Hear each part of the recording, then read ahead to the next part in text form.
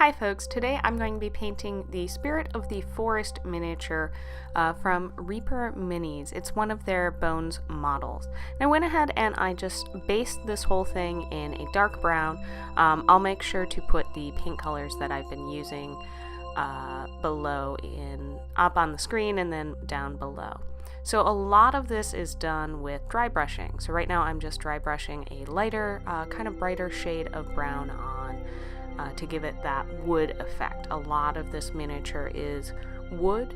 And the nice thing about wood is you don't have to be as precise, because if you look at wood in trees and stuff like that in nature, there are bits that are darker, there are bits that are brighter. So yeah, and I just went through and did this one base coat, so you can see it's starting to kind of bring out a little bit of the sculpt. There's a little bit more contrast there, and now I'm just going through and doing another coat to kind of really bring that out a little bit more, and then up ahead I am going to, so yeah, you can see there it brings out a little bit more. So now I'm going in with a smaller dry brush and a even brighter different shade of brown, and I'm doing a lot of detail and just kind of adding some slight variations in the color. So I'm going through a lot of the facial features, things that I want to pop out a little bit more, and now I'm going through with a little bit more of a creamy color to really get those facial features, and then I also went through and did the antlers and the knuckles, a couple of parts that look like knots in the wood, to make those details pop out a little bit more. That just kind of really helped the sculpt. You could see the difference between the, really make those features pop out. Sorry, my words are getting away from me.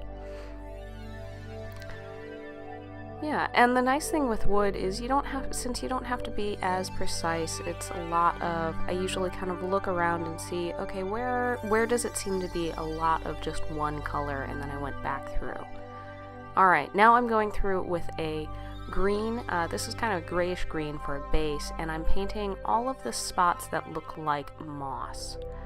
So again, just doing, this is a dry brush technique, so you see me getting some paint on the brush, brushing most of the paint off onto that cloth next to me, and then going in and very lightly brushing it in. The nice thing with the dry brushing is you still want to be a little bit precise, but it does go a lot faster because you don't have to be kind of as precious with where exactly you're putting the brush. And I find it works really well on sculpts, on miniatures that have a lot of details in the sculpt. It really kind of helps bring out those details. So there you can see the green. And because moss is not all one color, I go in again. So yeah, there you can see kind of this is a good base. And now I'm going to go in and add, this is a brighter green to all of those mossy bits. And I also went through and picked up there were some leafy, kind of fern-looking bits on this sculpt, so I did those with this little bit brighter green. And then I'll actually go through and in a little bit more detail paint an even brighter green onto those ferns. So yeah, you can see that's really starting to bring out some of the details of it. Alright, so here I'm going through and I'm painting those ferns, and also there were bits of leaves around the miniature.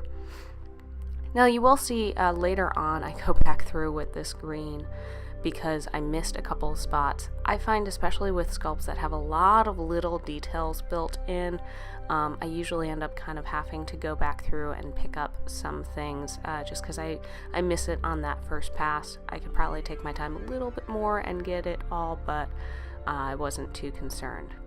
Now I'm going through with this yellow to base out all of the mushrooms. I'll actually do a little bit more of a technique with these mushrooms later on, but I wanted to base them out so they really kind of popped out. And to get some references for the mushrooms, I just looked up pictures of various mushrooms, and there were a whole bunch of different colors I could have picked from, but I decided to go with the kind of orangey yellow mushrooms, shelf mushrooms. Those seem to be a nice contrast with some of the other colors that were going on that I had already picked out. That's one thing that I think is good to think about as you start your mini. Pick out some of your paints and kind of come up with the color palette so that you are making sure you're starting off with paints that are going to go well together. So now I'm just going through and doing a second base coat just because that brown was so dark. I really wanted these mushrooms to pop out and have a nice contrast. So that's just going through and doing another base. Now what I could have done is base them in white and then go through with the yellow to get even more of a contrast, but I decided not to do that. Alright, so now I'm going through and I'm painting a base coat on all of the vines. This is just with a kind of gray-y green, so it's not quite as bright as the ferns, and I'm just taking a regular brush and painting all around and trying to get all of those little bits of vine that is on this mini.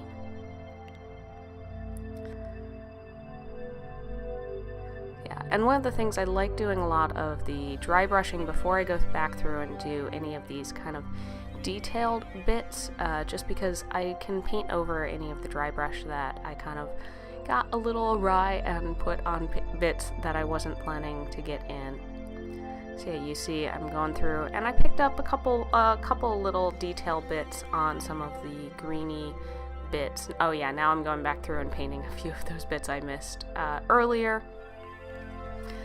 Some of those leaves and stuff like that, as well as just adding a second coat to really make that green pop out a little bit. And you'll definitely see this in the final pictures. The color's a little bit better in those. Going back through and doing another coat on the vines just to make them pop a little bit more. So there you go. I've got kind of things all base coated, the detailed bits. Clean off my brush, and now I'm going back through and just doing some highlights on some of the green stuff, just an even brighter green to really kind of pop some of those things and add a little bit more depth. I'm using this purple to do some of the fungal things. I actually found pictures of this kind of shape of fungus, and most of them were purple, so I was like, okay, cool, that's a fun color. It's a nice contrast next to the yellow and the green. And this, I'm just going through and doing this with a dry brush. So there you can see it's really starting to add a lot more color to this mini. But all the colors I think go pretty well together. All seems like stuff you would find in the forest. So I'm going through and painting with, on camera it's showing up a lot more pink. This is actually more of a red color. And I'm painting in, there were these little berry bits, so I'm painting those red, kind of reminded me of holly bushes, stuff like that. Alright, so now I'm going back through and doing the mushrooms, and the way that I did this is I took this orangey, this nice orange, and I painted that down, and while it was still wet, I took the yellow and I went around the rim of the mushroom. So it's doing a wet blending technique. You'll see it really well in some of the close-ups, but that gave a little bit more depth to the mushroom, and I got that idea of looking at those reference photos and seeing that some of these mushrooms they tended to be darker at the top of the mushroom, and then around the edges were a bit lighter in color. So I decided to do this with the orange and the yellow. And that's a great thing about finding reference photos to get ideas for colors and stuff like that, is there's some things that you might not think of, but when you see the reference photos it gives you some great ideas.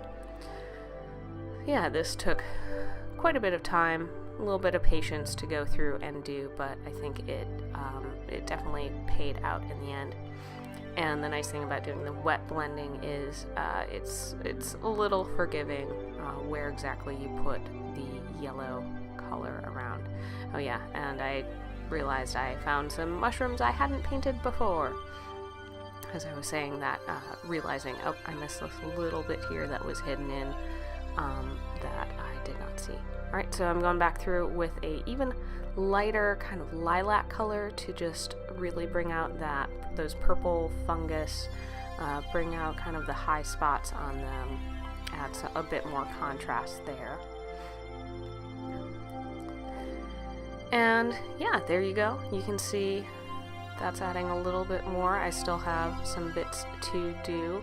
Going through, and I found doing these little blue fungal weird things. That was one of the fun things of finding some reference colors and being like, oh, there are like little mushroom fungal things that are bright blue. And now I'm just kind of going through and getting all the little detail bits. So getting those little berries, looking around, seeing, okay, where have I missed things? Where are there things that need a little bit more paint? Going back through and getting a couple more spots with this bright blue to add some depth and interest. And kind of looking around at the mini and seeing, okay, where's the stuff I'm missing? And also, where does it look like there should be something? Kind of taking a step back. So there you go. That is the final paint. All I have left to do are the eyes on this one. Oh, I lied. I had another mushroom that I discovered I had not done. It happens. So. Alright, now I'm on to the eyes. The eyes I decided to do in this very bright green. It seemed very forest spirit-esque. So I went through and I painted in the eyes with a fine detail brush in a bright green, and then I went in with an even brighter kind of neon green and just did a little dot in the center of the eyes to give them that depth, kind of like a pupil, but I didn't want to do a traditional black pupil on this one. Alright, so there you go. There is the finished painted miniature. Oh, nope. Just kidding. I did go through and I wanted the jaw to stick out a little bit more. So I went through with this kind of skin tone color and dry brushed that on just along the edge. And then what I'm going to do is I'm going to go back through with one of the browns and paint that over. So painting that kind of lighter color underneath really made the color, the brighter color on this pop out. So it added that contrast there, and I thought that was nice. It really made that jaw kind of stick out and have a little bit more depth there.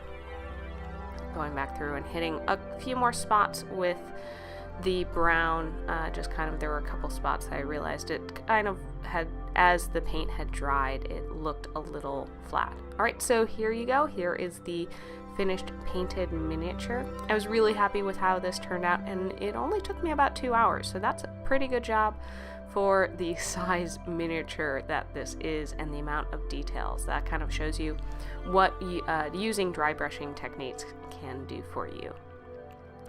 I want to give a special thanks to all of our patrons, especially Sean, Joan, Arby, Lainey, and Bryce. If you're interested in helping us to make more videos for you, to do more miniature paintings, more reviews, stuff like that, you can head over to patreon.com/rollforinitiative and check out our perks.